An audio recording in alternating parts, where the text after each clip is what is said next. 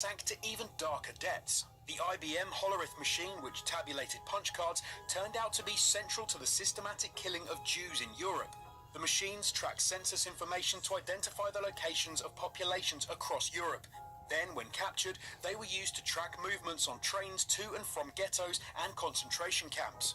The number tattooed onto Auschwitz prisoners was their IBM punch card identification. The CEO of IBM at the time met with Hitler, and the vast process could not have been maintained without support from the American offices. 2 class action lawsuits were brought against IBM by Holocaust survivors in the early noughties, but both were dropped due to legal technicalities. 8. Kids Wish Network. Labeled America's worst charity by the Center for Investigative Reporting, the Kids Wish Network seems to be less about helping and more about hoarding.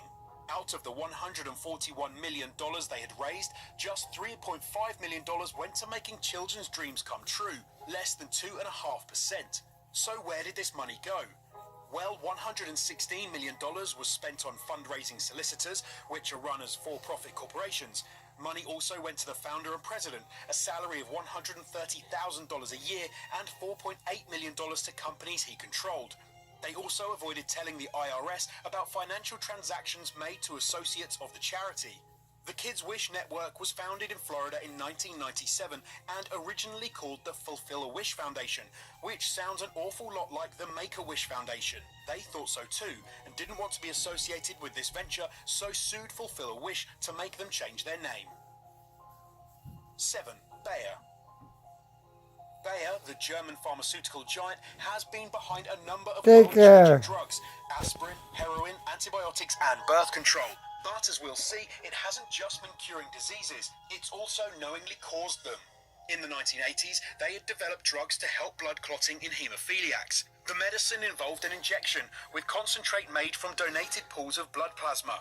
The catch was that the blood had been taken prior to HIV testing.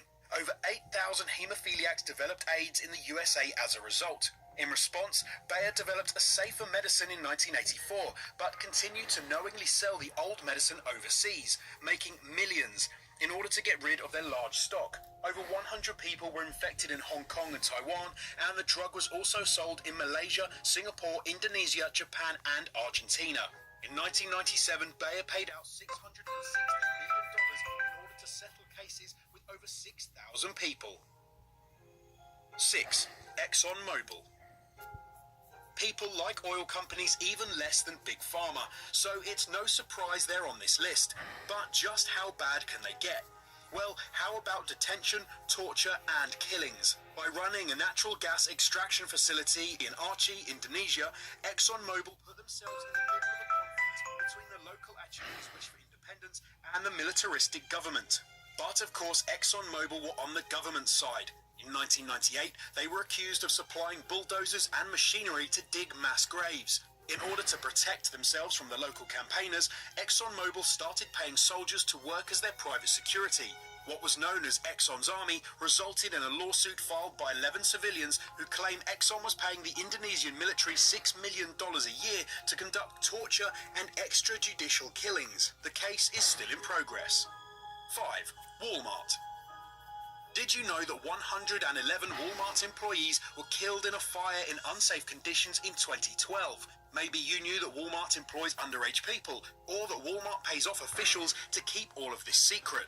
Well, it's all true, with the caveat that these employees actually work in overseas factories where over 50% of Walmart stock comes from. The factory that burned down was in Bangladesh, and children that provided labor actually make up the majority of international workers. In Thailand, it was reported by The Guardian in 2014 that slaves were forced to work for years under threat of extreme violence.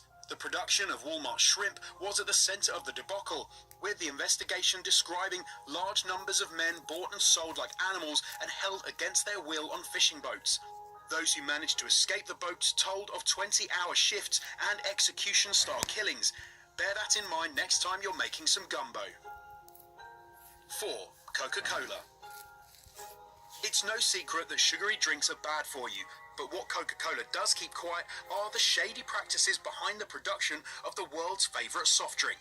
Investigative journalist Michael Blanding uncovered the water wars raging in India between local communities and Coca-Cola bottling plants, as well as a contamination of Indian Coke by pesticides. Blanding talks of at least 3 towns where water reserves have dried up shortly after Coca-Cola plants have opened. Water that is not only used for drinking, but also for raising food crops. Successful campaigning managed to get a plant in Kerala closed down in an unprecedented event. Today, Coca-Cola claims to be harvesting rainwater instead of depleting reserves, but Blanding says droughts make this impractical, so it amounts to lip service. Coca-Cola's position in India is strong and doesn't look to be changing anytime soon. 3. Nestle. A report authored in 1974 by Mike Muller was called The Baby Killer and spoke of the horrors infants were experiencing in the less economically developed countries of Africa, Asia and Latin America. Babies were dying of malnutrition and diseases that were entirely avoidable. Why? Their mothers were using infant formula rather than breast milk, and Nestle was behind this. The report talked of sales reps who were dressed up as nurses and sent into maternity wards to give out free baby formula. The International Baby Food Action Network claimed that the formula interfered with lactating, so when mothers left hospital, they could no longer breastfeed. Nestle then started charging for the formula, but mothers couldn't afford it, and so their children went hungry. Furthermore, the formula had to be mixed with water and served in a feeding bottle, both of which could be easily contaminated and cause deadly infections. As a result of these deaths, a global movement boycotting Nestle took hold, and the company image has never really recovered. 2. Chiquita. Chiquita haven't always been about a happy Latina lady balancing a bowl of fruit on her head. Before 1984, they were the rather more stately-sounding United Fruit Company, and you're about to find out why they may have wanted to rebrand. For a start, in 1928, the so-called Banana Massacre saw striking United Fruit Company workers being slaughtered by the Colombian army, allegedly operating under orders from United Fruit. Up to 3,000 people may have been killed. Then, over a dispute about land in Guatemala, the UFC asked the CIA to intervene, which they handled with flying colours. By staging a coup, they installed a dictator, which led to a bloody civil war that began in 1960 and lasted 36 years. In 1974, the UFC chairman Eli Black dealt with the company's moral shortcomings by smashing a window on his 44th floor office with his briefcase and jumping to his death. By the way, they may have changed their name, but as recently as 2004, they were fined $25 million for funding terrorist organizations in Colombia. 1. Monsanto. Monsanto have been voted most evil corporation and are often derided because of their use of GMO crops.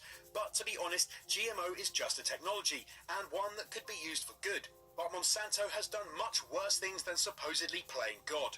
The first strike, the manufacturer of Agent Orange for use by the US military in the Vietnam War. The chemical was dropped from planes and designed to defoliate or burn all crops and vegetation that worked to the benefit of the opposition. But it burned a lot more than just that, with millions